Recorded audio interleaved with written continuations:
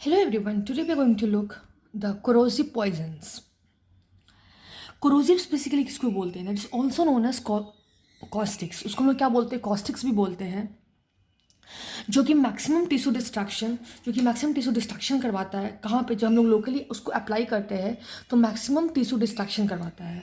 ठीक है. इसमें दो पार्ट होते हैं. जो कोरोसिव पॉइजन्स होते हैं उसमें दो पार्ट होते हैं. एक होता है एसिड और एक होता है अल्कली. ठीक है. अब जो एसिड्स होते हैं वो बेसिकली क्या कॉज करते हैं? दे कॉज द कोगुलेटिव नेक्रोसिस. क्या कॉज करते हैं? दे कॉज द कोगुलेटिव नेक्रोसिस. और जो अल्कलीज होते हैं, पहले एक देख लेते हैं कि एसिड क्या क्या करते हैं. That cause coagulative necrosis. Coagulative necrosis में क्या होगा? प्रोटीन्स जो होंगे उसके प्रेसिपिटेशन होगा. अब जब प्रोटीन का प्रेसिपिटेशन होगा तो वहाँ पे स्टार फॉर्मेशन होगा. और जब स्टार फॉर्मेशन होगा तो वे अगल बगल के एरियाज में नहीं जाएगा. And that will prevent the, इस तरह का स्टार फॉर्मेशन होगा तो इधर इधर नहीं जाएगा. So that will prevent the further lateral spread of acid. इसलिए ये लैटरली मूव नहीं करेगा. ठीक है ना. इसलिए कैसा इंजरी करवाएगा? That will cause the superficial injury. क्या करवाएगा? That will cause the superficial injury and that will be less dangerous. और कैसा होगा? That will be less dangerous, come dangerous होगा. और जो म्यूकोसा जो इसमें इन्वॉल्व होगा वो कौन सा होगा? गैस्ट्रिक होगा देन द इसोफेजियल. तो क्या क्या देख लिया? एसिड जो होते हैं क्या कॉज करते हैं? कोगुलेटिव नेक्रोसिस कॉज करते हैं, जो कि प्रोटीन का प्रेसिपिटेशन करवाता है. और प्रोटीन का प्रेसिपिटेशन करवा करके उससे क्या फॉर्मेशन होता है? देयर इज स्टार फॉर्मेशन होता है, जो कि प्रिवेंट करता है कि लैटरली स्प्रेड एसिड का ना हो. ठीक है ना. ये कैसा टाइप का इंजरी है? This is type of superficial injury. ठीक है. ऊपर का इंजरी है. ये कम डेंजरस होता है. जो मसल्स इन्वॉल्व होता है इसमें मोस्टली गैस्ट्रिक होता है एज कम्पेयर टू इसोफेजियल. जबकि अगर हम लोग अल्कलीज की बात करें तो कैसा नेक्रोसिस करता है? They cause the liquefactive necrosis. अब लिक्विफैक्टिव नेक्रोसिस है तो वहाँ पे कोई स्टार फॉर्मेशन नहीं होगा. क्या नहीं होगा? There will be no star formation and there will be unrestricted lateral spread of the alkali. मतलब चारों तरफ, क्योंकि वहाँ पे लिक्विफैक्टिव है तो वहाँ पे कोई स्टार नहीं बना तो आसपास के टिश्यूज को सबको इन्फेक्ट करेगा. This is the alkali. और ये डीपर डैमेज करता है, मतलब अंदरूनी अंदर जाकर डैमेज करता है. And this is more dangerous. क्या होते हैं? दिस इज मोर डेंजरस होता है. और जो म्यूकोसा इसमें इन्वॉल्व होता है वो मोस्टली इसोफेजियल होता है एज कम्पेयर टू गैस्ट्रिक. ठीक है. अब उसके बाद अगर हम एसिड की बात करें तो एसिड्स में दो होते हैं. एक होता है इनऑर्गेनिक एसिड और एक होता है ऑर्गेनिक एसिड. कौन कौन से होते हैं? इनऑर्गेनिक एसिड होता है, ऑर्गेनिक एसिड होता है. जो इनऑर्गेनिक एसिड होता है उसका क्या इफेक्ट होता है? There effect is only local effect. क्या होता है?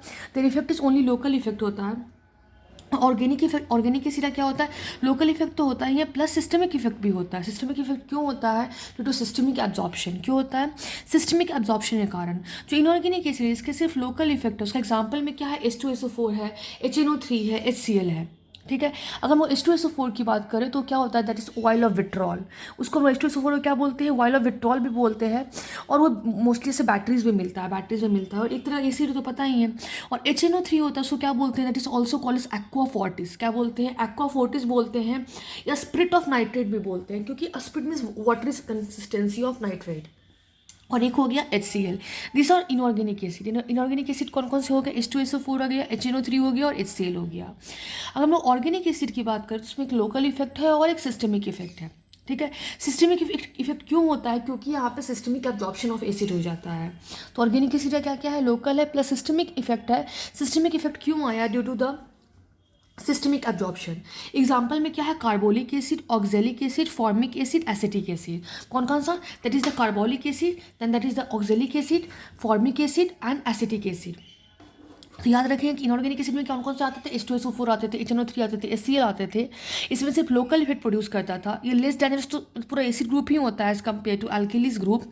ऑर्गेनिक एसिड में लोकल भी इफेक्ट आता है प्लस सिस्टमिक इफेक्ट आता है. क्यों? क्योंकि सिस्टमिक एब्जॉर्प्शन हो जाता है. इसका example carbolic acid, oxalic acid, formic acid, acetic acid होता है.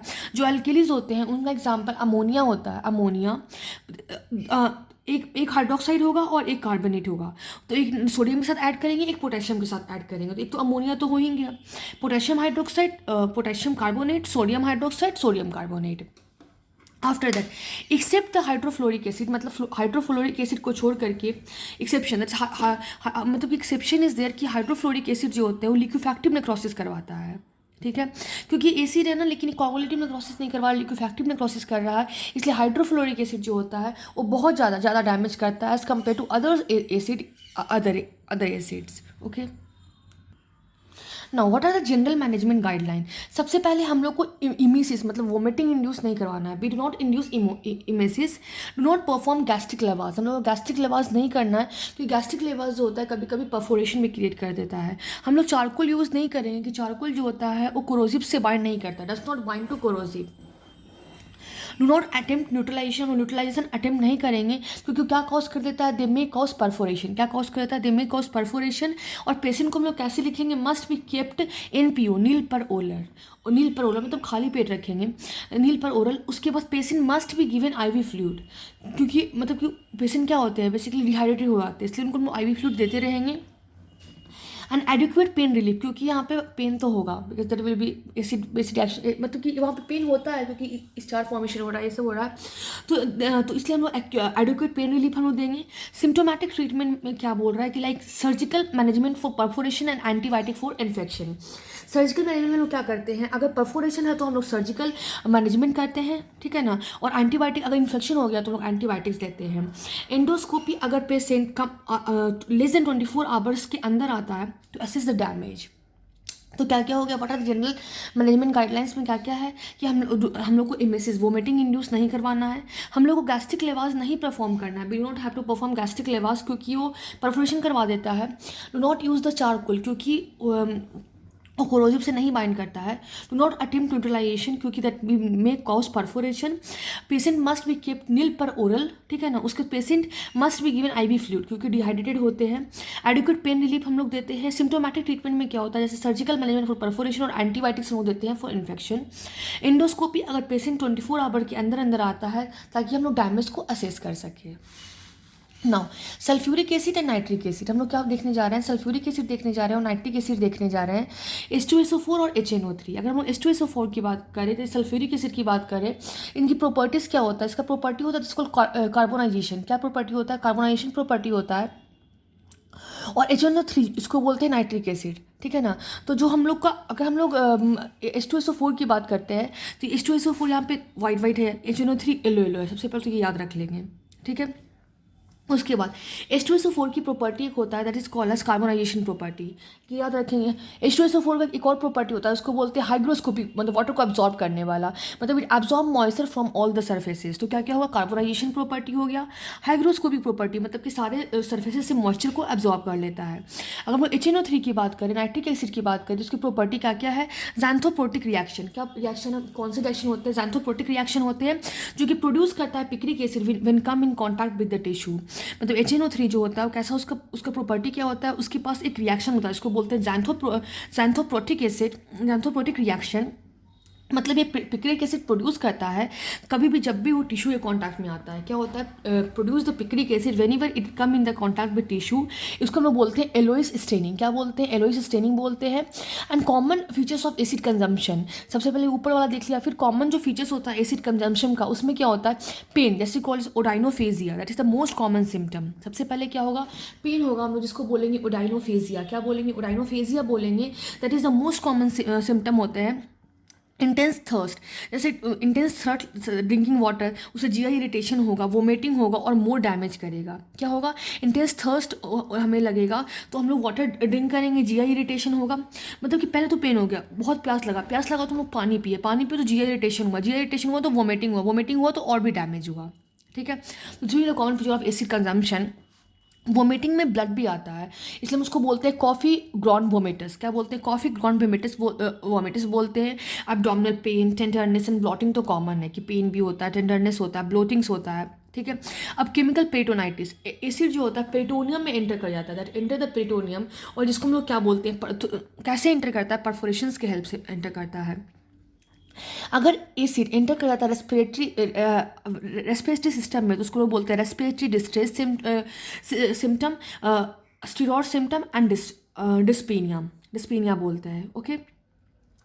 अब ऑटोप्सी फाइंडिंग में एक क्या है, सबसे पहले ब्लैक नेक्रोटिक टंग होता है। क्या होता है, ब्लैक टंग जो होगा वो काले कलर का हो जाएगा, नेक्रोटिक टंग हो जाएगा। स्टमक म्यूकोसा में क्या होगा, ब्लैक नेक्रोटिंग और बेट ब्लॉटिंग पेपर। कैसा होगा स्टमक, ब्लैक नेक्रोटिक स्टमक हो जाएगा, जिसको हम लोग बेट ब्लॉटिंग पेपर ही बोलते हैं। क्या बोलते हैं, बेट ब्लॉटिंग पेपर ही बोलते हैं। गैस्ट्रिक में परफोरेशन हुआ था, इसको बोलते हैं गैस्ट्रिक परफोरेशन। एंड चौकी वाइट टीथ, कैसे हो जाते हैं, जो टीथ होता है हमारा चौकी वाइट टीथ हो जाता है। ऑटोप्सी फाइंडिंग में क्या हो जाएगा, that is the yellow coloured teeth, क्या हो जाएगा, जो टीथ होगा हमारा येलो कलर्ड होगा, येलो स्किन स्टेनिंग, स्किन कैसा हो जाएगा हमारा येलो स्टेन्ड हो जाएगा, and that will be the yellow stomach mucosa, stomach mucosa जो है येलो हो जाएगा, and brown stomach mucosa due to digested blood. तो हम लोग को H2SO4 के बारे में क्या क्या याद रखना है, that is the property, carbonisation property, hygroscopic property, मतलब सरफेस से मॉइस्चर एब्जॉर्ब कर लेता है। HNO3 का प्रॉपर्टी एक है जैंथोप्रोटिक रिएक्शन की जब भी वो टिश्यूज़ के कॉन्टैक्ट में आता है तो पिक्रिक एसिड प्रोड्यूस करता है, ठीक है ना। जैसे मतलब हमारा जो टिश्यू आता है उसका स्टेनिंग येलो हो जाता है। ओके, उसके बाद अब क्लिनिकल फीचर की बात करेंगे तो सबसे पहले पेन याद करेंगे, इसको राइनोफेजिया बोलते हैं, मोस्ट कॉमन सिम्टम होता है। उसके बाद हम याद करेंगे इंटेंस थ्रस्ट की, जब भी ऐसे कोई कंज्यूम करता है तो उसको बहुत प्यास लगता है। सेकंड ये इरिटेशन होता है, सेकंड वोमिटिंग होता है और मोर डैमेज होता है। वोमिटिंग में कॉफ़ी ग्राउंड वोमिटस निकलता है। एब्डोमिनल पेन होता है, टेंडरनेस होता है और ब्लॉटिंग होता है। पेन होगा, टेंडरनेस होगा, ब्लॉटिंग होगा। केमिकल पेटोनाइटिस में एसिड जो होता है पेटोनियम में एंटर कर जाता है, दैट इज वया द परफोरेशंस, और अगर वो रेस्पिरेटरी सिस्टम में एंटर करता है इसको बोलते हैं रेस्पिरेटरी डिस्ट्रेस सिंड्रोम, स्टीरोड या फिर डिस्पेनिया। हम लोग ऑटोप्सी फाइंडिंग की बात करेंगे तो हमारा जो टंग होगा वो ब्लैक नेक्रोटिक टंग हो जाएगा। क्या हो जाएगा, ब्लैक नेक्रोटिक टंग हो जाएगा।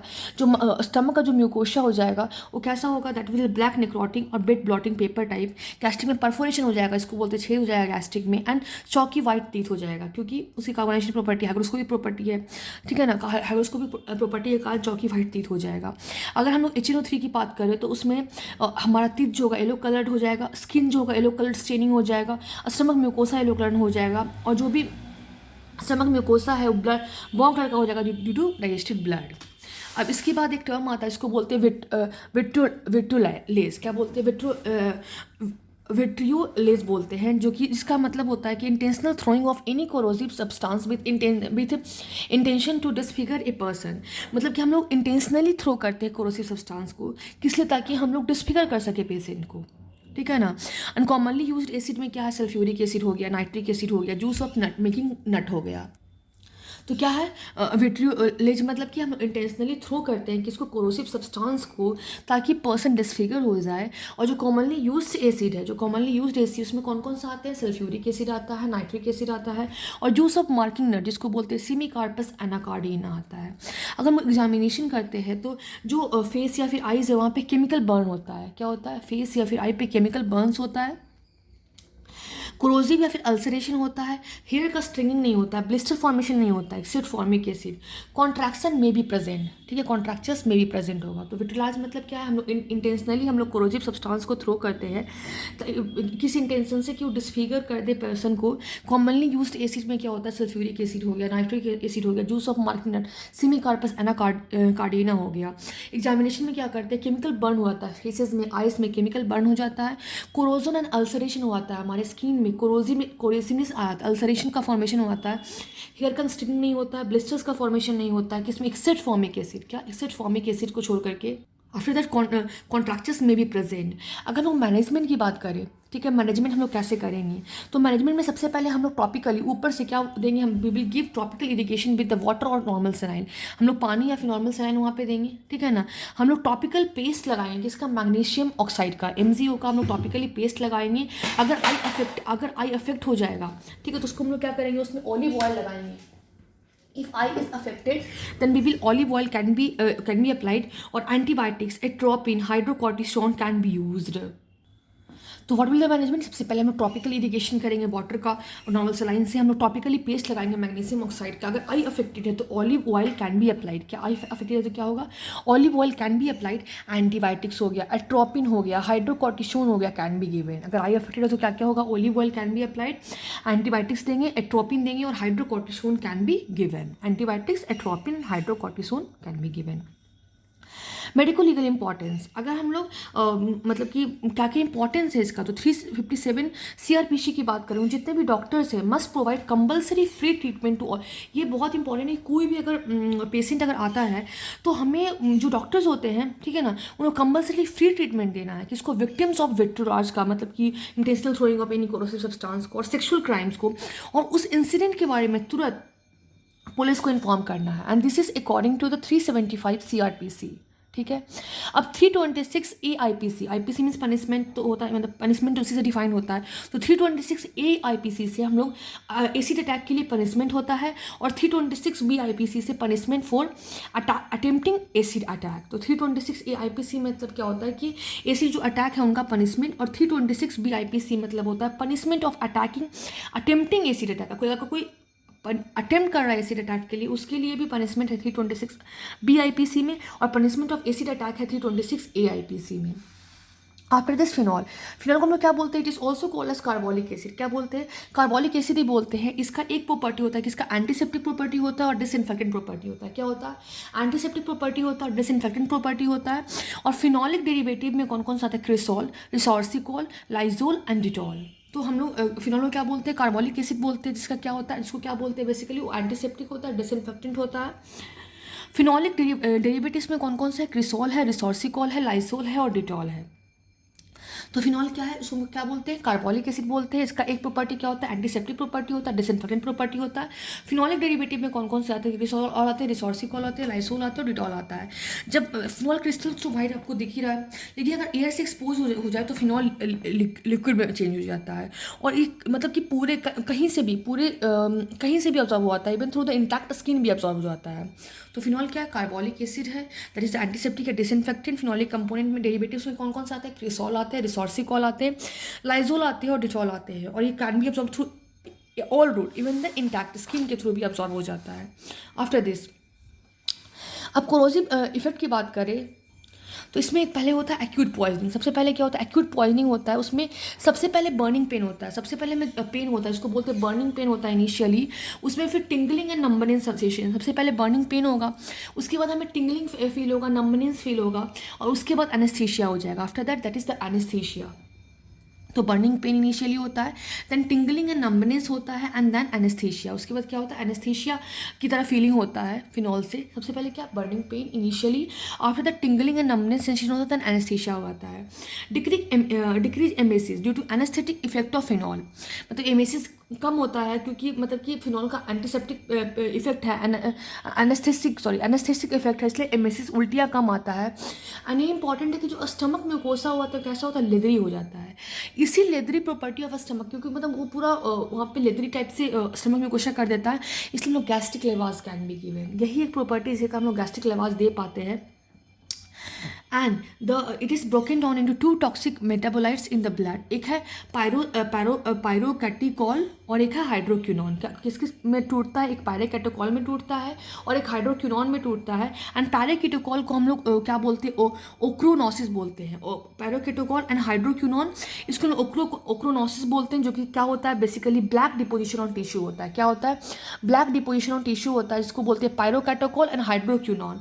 ओक्रोनोसिस, black deposition on the tissue. ठीक है। तो phenol to toxic components metabolism में ब्लड में टूट जाता है। एक होता है पायरोकैटिकॉल, एक होता है हाइड्रोक्विनोन, जिसको बोलते हैं ओक्रोनोसिस, जिसको बोलते हैं blackish deposition in the tissue. अब इसकी अगर हम ओक्रोनोसिस की बात करें तो इसके 3 इफेक्ट होता है। एक सीएनएस पे कुछ इफेक्ट करता है, ठीक है ना, एक होता है कार्बोयूरिन में कुछ इफेक्ट करता है, और एक होता है रीनल टॉक्सिक इफेक्ट्स। ठीक है। अब हम सीएनएस की बात करें तो सीएनएस में क्या करता है? They cause CNS depression. CNS depression करवाता है, कन्वल्सन्स करवाता है, एंड कंस्ट्रक्शन ऑफ प्यूपिल करवाता है। क्या क्या करवाता है? सीएनएस में डिप्रेशन होगा, कन्वल्सन्स करवाता है, एंड कंस्ट्रक्शन ऑफ प्यूपिल करवाता है। यूरिन की बात करें तो यूरिन जो होगा हमारा ओलिव ग्रीन टर्न हो जाएगा to dark colour on air exposure. मतलब कि जो यूरिन होगा कैसा टर्न हो जाएगा? ओलिव ग्रीन से यूरिन जो होगा टर्न हो जाएगा इसमें ओलिव ग्रीन में या फिर डार्क कलर में जब एयर का एक्सपोजर होगा। रीनल टॉक्सिक इफेक्ट में क्या होगा? Due to the tubular damage, oliguria and renal failure. मतलब ओलिगोयूरिया हुआ था और रीनल फेलियर हो जाता है। ठीक है। और एक्यूट पॉइजनिंग हम लोग क्या बोलते हैं? कार्बोलिज्म भी बोलते हैं। और क्रॉनिक फिनॉल पॉइजनिंग हम लोग क्या बोलते हैं? फिनॉलिक मैरास्मस बोलते हैं। क्या बोलते हैं? फिनॉलिक मैरास्मस बोलते हैं। और फिनॉल जो होता है वो डिले कर देता है putrefaction due to the antiseptic property. Phenol क्या करता है? डिले करता है putrefaction property due to anaesthetic property. जो क्लिनिकल डायग्नोसिस है, ठीक है, उसमें क्या है? Phenolic, that is the hospital odour. Phenolic hospital odour plus dark urine, plus क्या है?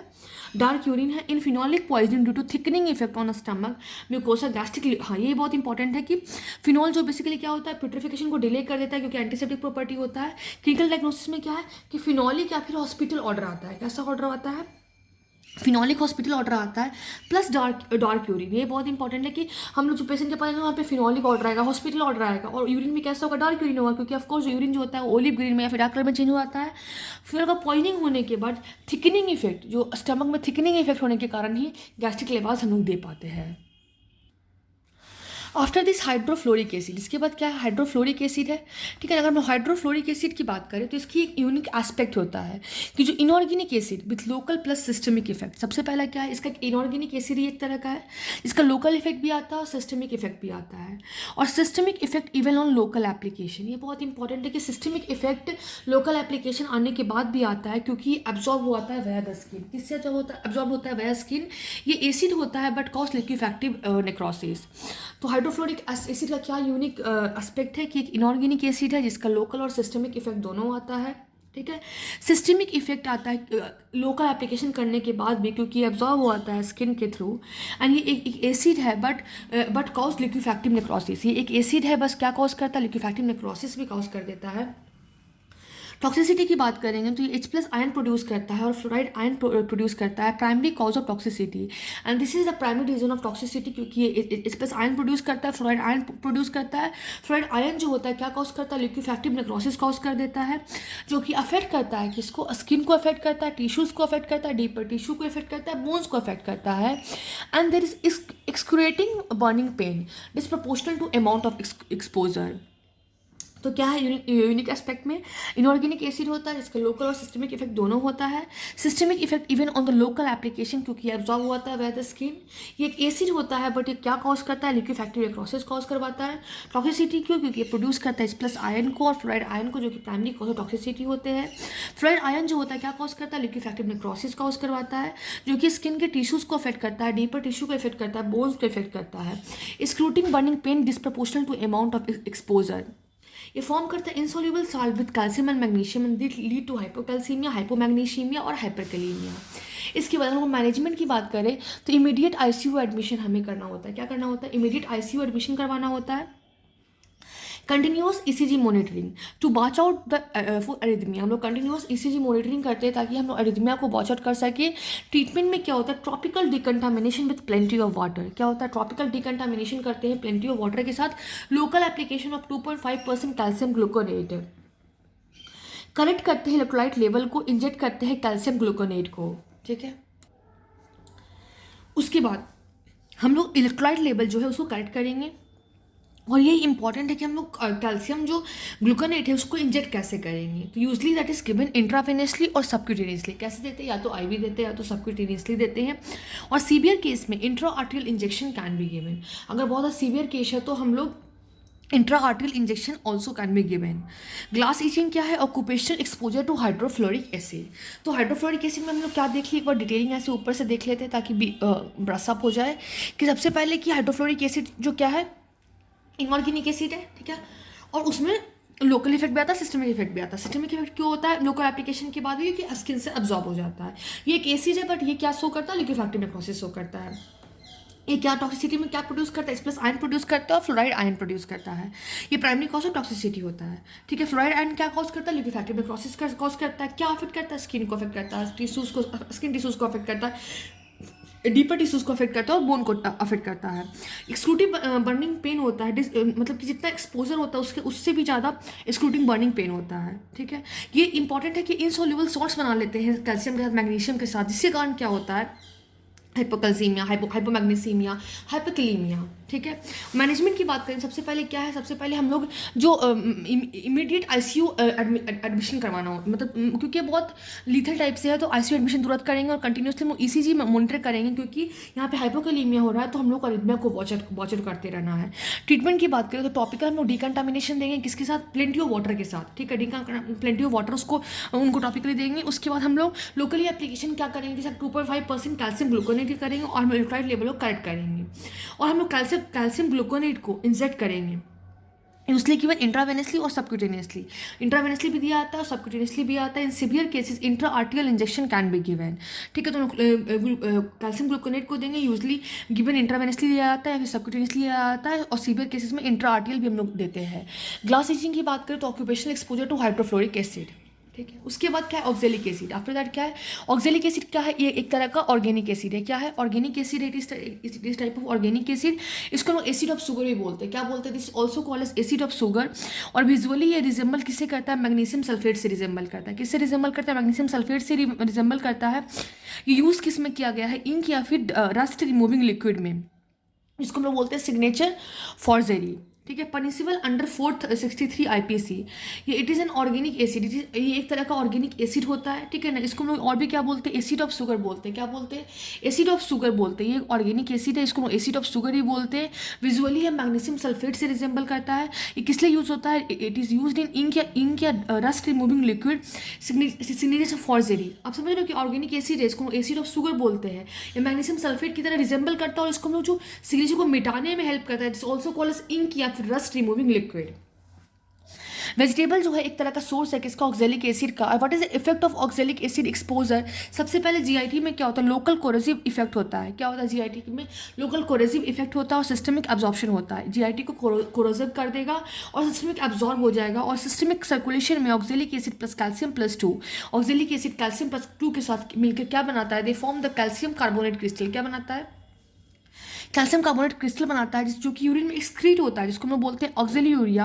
और हमारा यूरिन में कैसा दिखता है, that is seen as needle या फिर इन्वेलप शेप्ड कास्ट। कैसा दिखता है, नीडल शेप्ड कास्ट या फिर इन्वेलप शेप्ड कास्ट। और यूरिन में आता है, come out in the urine. और ये ब्लॉक या और क्या करता है, ये ट्यूब्यूल्स को ही ब्लॉक करता है। इसको बोलते हैं ट्यूबुलर प्रेसिपिटेशन। ठीक है, जिससे कारण क्या होता है, हमारा रीनल जो होता है डैमेज हो जाता है, that lead to renal failure. तो oxalic acid plus calcium plus 2 क्या होता है, ये कार्बोलिक ऑक्जेलेट क्रिस्टल्स बनाता है, इसको बोलते हैं ऑक्सिलरी यूरिया। इसमें नीडल या फिर इन्वेलप शेप्ड कास्ट बनता है, यूरिन में कम आउट होता है और ब्लॉक कर देता है ट्यूब्यूल्स को, जिसको बोलते हैं ट्यूबुलर प्रेसिपिटेशन, जिसके कारण रीनल डैमेज करवा देता है, that lead to renal failure. एक और क्या है कि oxalic acid plus calcium plus 2 hypocalcaemia भी करवाता है, जिसके कारण फीचर्स ऑफ टेटनी भी आता है। क्या आता है, फीचर्स ऑफ टेटनी आ जाते हैं। After that what is the treatment of oxalic acid poisoning. क्या क्या ट्रीटमेंट होता है ऑक्जेलिक एसिड पॉइजनिंग का, दैट इज द गैस्ट्रिक लेवाज। हम लोग गैस्ट्रिक लेवाज होता है with caution can be done using the calcium lactate solution. मतलब गैस्ट्रिक लेवाज हम करेंगे, ठीक है ना, किसी कॉशन के साथ, can be done using calcium lactate solution.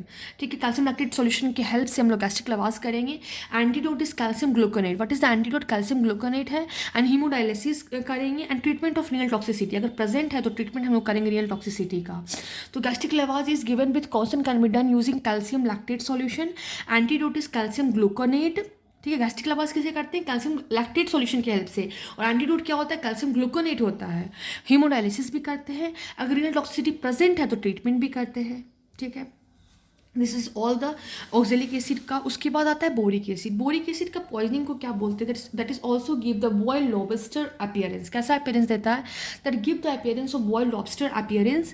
Skin appearance resemble A boiled lobster. Skin जो होता है बॉइल्ड लॉबस्टर की तरह अपीयर होता है, जिसमें कि इरिथमिक स्किन, मतलब रेड रेड स्किन हो जाती है, बीफ रेड कलर का हो जाता है, स्किन का पीलिंग होने लगता है और स्किन पूरी तरह से फूल जाता है। तो बोरिक एसिड पॉइजनिंग को क्या बोलते हैं, बॉइल्ड लॉबस्टर अपीयरेंस बोलते हैं। स्किन जो होता है अपीयर रिजेंबल करता है बॉइल्ड लॉबस्टर की तरह, उसमें ब्रीफ रेड कलर का स्किन, रिदमिक स्किन हो जाता है, स्किन का पीलिंग ऑफ हो जाता है और स्किन इज कंप्लीटली फूल जाता है।